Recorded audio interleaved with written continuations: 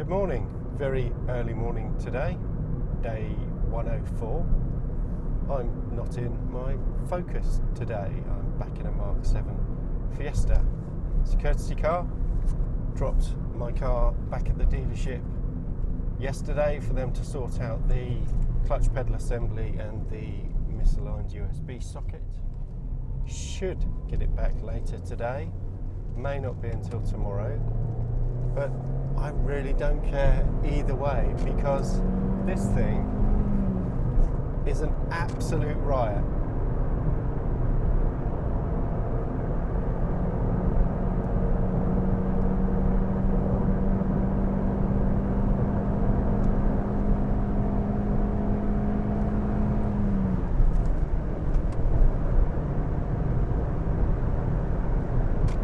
Now, it may only have 1/4 of the power and 1/4 of the torque that my Focus RS has, but at its core the mk7 Fiesta is such a well set up car that it is just such an enjoyable thing to drive. You have to wring its neck to get anywhere, but do you know what, it just feels good when you do it. I mean, even things like heel and toe, here we go.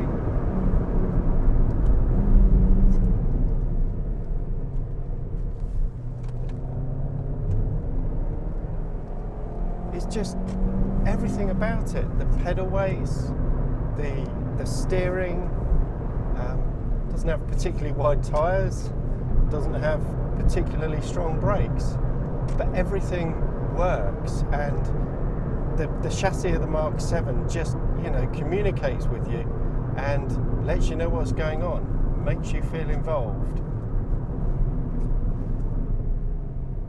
Normally aspirated, this one. It's not the 1 litre EcoBoost, it's the 1.25 I think it is, which when I read up is either 65 or 82 horsepower. I think this must be 82 because I can't believe this thing only has 65 horsepower. It certainly goes similar to the i10 that I was running for a couple of months before I picked up my RS. But comparing this thing with that i10 really shows some stark differences. At their core, the two cars pretty much identical in terms of their size, their target market, and their power. Both, you know, 1.2 litre engines, 4-cylinder, 80 horsepower. I think the i10 may have been 85 or even 89. And the i10, yeah, it kind of did all the things that you would expect a car to do. When you turn the wheel, it went round the corner. When you press the pedals, it went and stopped. But it was very much a white good, like a washing machine, just designed to do a purpose. There seems to me, and when you drive them, well, not quite back to back because I've had my RS in between, but when you compare the mk7 Fiesta, even in this kind of low state or low spec, and compare that with how the i10 felt, there is absolutely no comparison. And that's what a lot of people just don't get when it comes to cars. The i10, like I say, it did a job. It got you from A to B in relative comfort, in relative speed, and, you know, fairly cheaply. This does all of those things, but it feels so good when you drive it.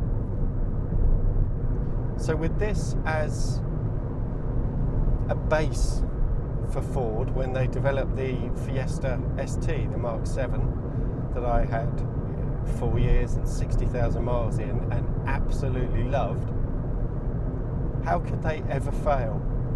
The mk7 Fiesta ST is such a good car to just grab and fling down a road, and it's really, really apparent to me why that is. And that's because when they developed the ST, the car that Ford started with is this car. It doesn't matter about the engine, it doesn't matter about anything else. It's just a very, very enjoyable thing to pedal down a road. There is a thrill of driving this thing, and the fact that it's only got 80 horsepower, you know, a quarter of what I'm used to, doesn't even come into it.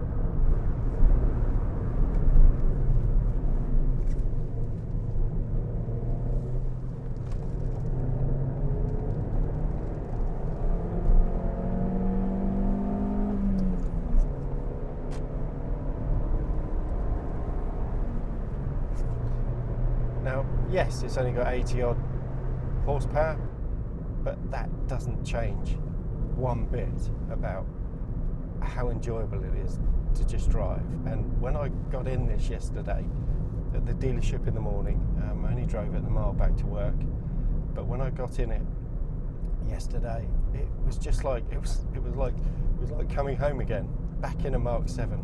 Yeah, it looks a bit different in here to my ST. Don't have the big Recaros. Steering wheel seems oddly really fat on the rim, which is quite strange, or maybe just my RS is a bit thinner. It's a bit softer in the way it's sprung, but you know, the pedals, the steering, it feels remarkably similar. And yeah, it was like being back in my Mark 7 again, which I enjoyed so much. If you have a Mark 7 Fiesta ST, be very, very happy. I urge you to not go craving power and torque and so on. These things, they don't change how enjoyable the car is to drive. What is enjoyable to drive about the Mark 7 is just that it connects with you, and it communicates with you, and you can drive it down a road and know exactly what's going on, and it just works as a car. And the reason why it's still so highly regarded as a small hot hatch is because of that sense of connection, that sense of fun and enjoyment and feedback that you get when you drive it. And that, you never build on that when you add power. To a degree, you take that sense away because you're not able to keep your foot in for so long. You have to keep backing off, like I do in my Focus RS. So be happy if you have a Fiesta ST. Be very happy.